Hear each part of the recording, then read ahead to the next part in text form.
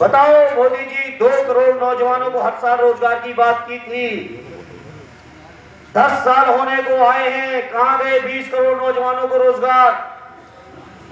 बताओ मोदी जी, आपने ही कहा था कि बहुत हुई महंगाई की मार। जब महंगाई की मार के आप नारे दे रहे थे तब तो डीजल और पेट्रोल 60 के नीचे था, गैस तब केवल 450 के नीचे थी। और आज जब महंगाई खत्म करने वाली सरकार 10 साल आपने चला ली, तब पेट्रोल डीजल 100 पे पहुंच गया और मिट्टी का तेल तो आपका गैस के रसोई का गैस 1150 पे खड़ी हुई है। और तो और तमाम तरीके की महंगाई बढ़ा डाली। क्या कहते हैं, किसानों की आमदनी दूनी। बताओ मेरे किसानों, किसी किसान की आमदनी दूनी हुई हो? अगर मोदी जी, आप लोग, योगी जी और बीजेपी के लोग बहुत अपने को बहुत बड़े बनते हैं कि हम बहुत बड़े संरक्षक हैं, तो लाइए देश के इतना बड़ा बजट। आप कहते हो कि हम जीएसटी में इतना कलेक्ट कर रहे हैं, आप कहते हो कि हम दुनिया की तीसरी अर्थव्यवस्था बन चुके हैं, तो लाइए क्यों नहीं बजट दे रहे हो गौवंश को पालने के लिए? मैं समझता हूं जो प्रधान बन गए हैं इस कार्यकाल में, अगला चुनाव तो प्रधानी का वो लड़ेंगे ही नहीं। इस हालत में खड़े हुए हैं प्रधान।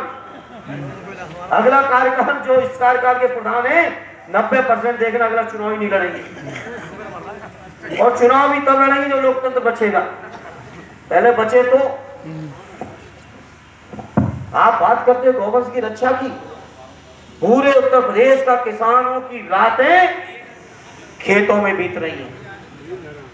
4-4 महीने अगर खेत किसानों ने बचा लिए और कहीं एक रात चूक गए तो उसी में सफाई। और बात करो तो कहेंगे क्या कि हमने किसानों की आमदनी दूनी कर दी। इसका हिसाब किताब बताओ समाजवादियों कौन लेगा? लोगे साथियों के नहीं लोगे हिसाब किताब? और ऐसा नहीं हिसाब किताब केवल यहाँ कार्यालय बैठ के हमारी कोठी पे या नेताओं के घरों बैठ के होगा। अब हिसाब किताब के लिए हमें और आपको सबको 3-4 महीने का अपने अपने घर और स्थान छोड़ के केवल और केवल जनता के बीच चलना पड़ेगा। बताओ मेरे साथियों, लोगे हिसाब किताब के नहीं लोगे? साथियों अब उठा के लेंगे, लेना पड़ेगा। और ये चुनाव में जो महसूस किया है, जनता के अंदर बेहद आक्रोश है, इसमें कहीं कोई शंका नहीं है। और अगर हम लोगों ने जनता के बीच जाके ढंग से मेहनत कर ली तो इसी उत्तर प्रदेश की जनता ने इन्हें बनाया था और इसी उत्तर प्रदेश की जनता इन्हें निपटा देगी।